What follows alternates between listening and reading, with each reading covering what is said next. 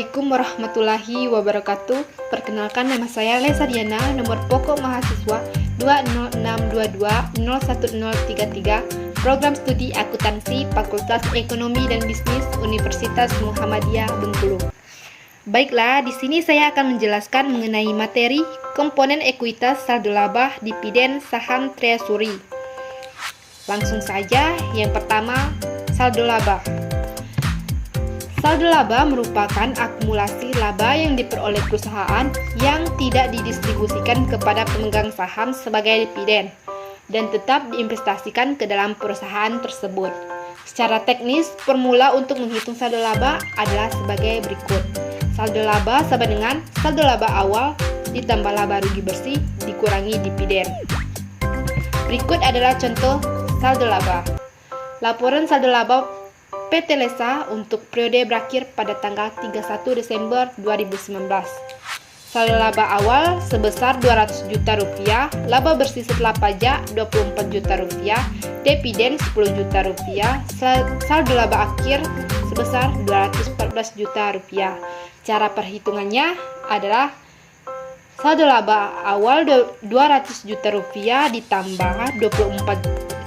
ditambah laba bersih setelah pajak Rp24 juta dikurangi dividen Rp10 juta, maka hasil saldo laba akhirnya sebesar Rp214 juta.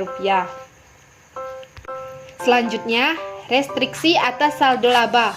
Perusahaan dapat mengambil kebijakan untuk merestriksi atau melakukan pembatasan atau mengalokasikan atas penggunaan apropriasi sebagian dari saldo untuk tujuan tertentu.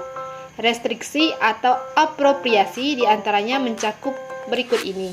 Yang pertama, restriksi hukum. Banyak negara yang mensyaratkan perusahaan untuk merestriksi biaya dari saham treasury bagi pembagian dividen. Kemudian yang kedua, restriksi kontraktual. Kontrak utang jangka panjang dapat membatasi penggunaan dari aset untuk pembayaran dividen sebagai bagian komponen untuk utang, sehingga hal tersebut dapat merestriksi penggunaan saldo laba untuk pembayaran dividen.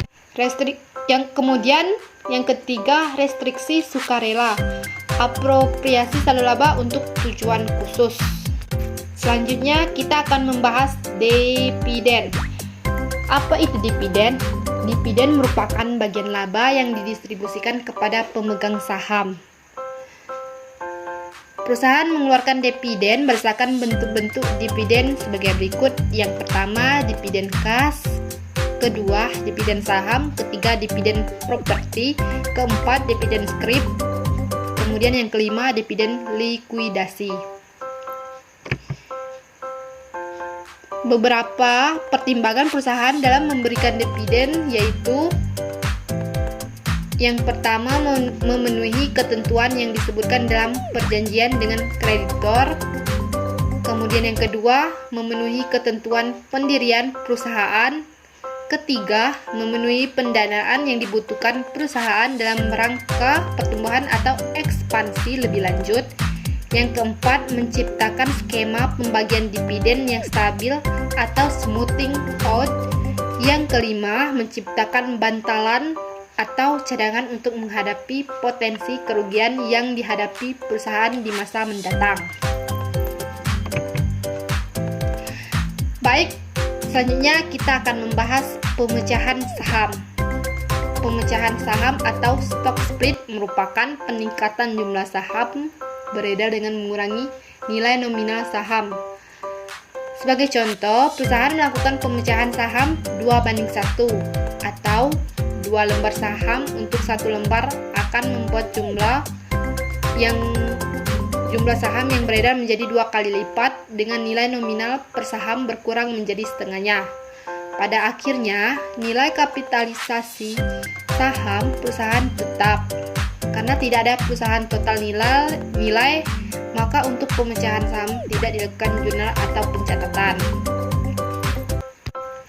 Pengaruh dari pemecahan saham adalah berkurangnya nilai nominal dan meningkatnya jumlah lembar saham. Berikut adalah contoh pemecahan saham. Perbandingan nilai ekuitas sebelum dan sesudah pemecahan saham 2:1.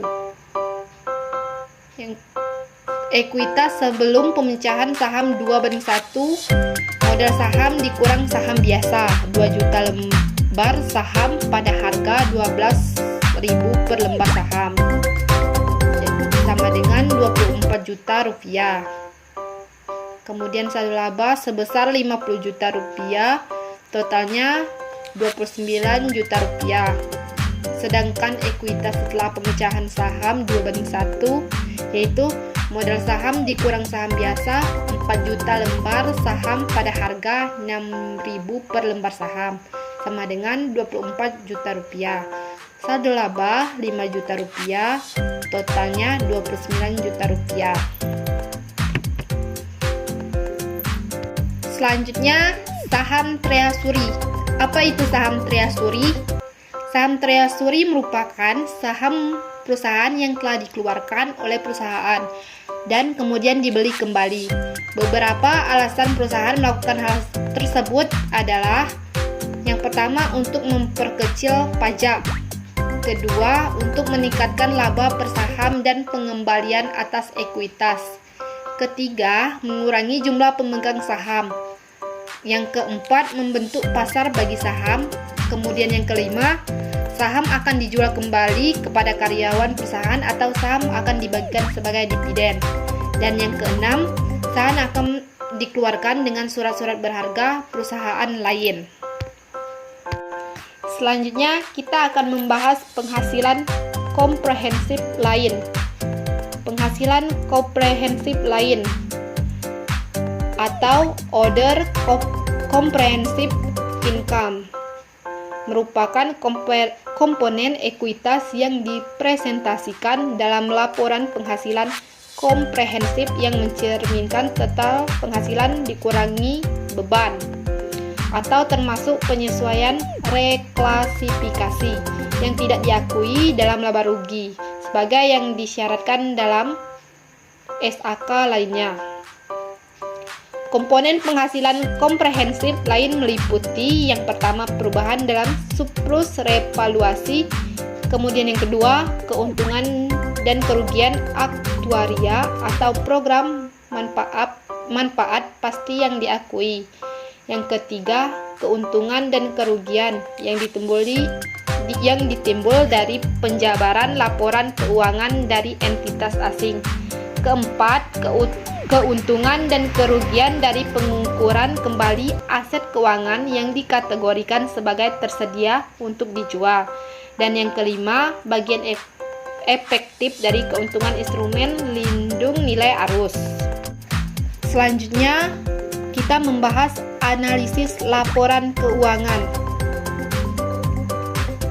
Rasio pembagian dividen. Salah satu rasio yang terkait dengan ekuitas yang sering menjadi perhatian investor adalah rasio pembagian dividen. Rasio ini mencerminkan berapa pembagian dividen kas dari laba yang didapatkan perusahaan. Dengan mengetahui rasio ini, investor dapat memperhitungkan pendapatan dividennya dan berapa persen dari laba bersih perusahaan yang ditahan dan diinvestasikan kembali. Rumus perhitungan rasio pembagian dividen adalah: rasio pembagian dividen sama dengan dividen dibagi kas laba bersih dikurangi saha preferen. Contoh dari rasio pembagian dividen: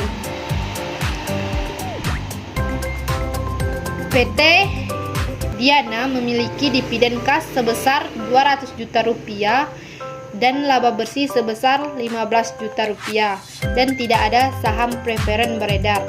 Rasio pembagian dividen sama dengan 200 juta rupiah dibagi 500 juta rupiah sama dengan 40%. Kemudian, analisis lapor keuangan nilai buku per lembar saham atau book value per share. Salah satu cara untuk mengevaluasi kekayaan perusahaan adalah melalui rasio nilai buku per lembar saham. Rasio ini mencerminkan jumlah yang diterima setiap lembar saham apabila perusahaan mengalami likuidasi dengan basis jumlah yang dilaporkan pada laporan posisi keuangan perusahaan. Namun, nilai ini tidak mencerminkan relevansi dari nilai perusahaan karena tidak mencerminkan nilai wajar dari perusahaan tersebut. Rasio nilai buku per lembar merupakan jumlah modal saham biasa dibagi dengan jumlah lembar saham biasa. Rumus rasio nilai buku per lembar saham adalah nilai buku per lembar sama dengan modal saham biasa dibagi jumlah lembar saham. Contoh dari nilai buku per lembar yaitu PT PJM memiliki 500.000 lembar saham biasa beredar dengan total nilai 300 juta rupiah. Cara nilai buku per lembar sama dengan 300 juta rupiah dibagikan 500.000 lembar. Dan hasilnya sama dengan 600 rupiah. Itulah pembahasan saya mengenai materi komponen ekuitas saldo laba, dividen, saham treasury. Semoga bermanfaat. See you.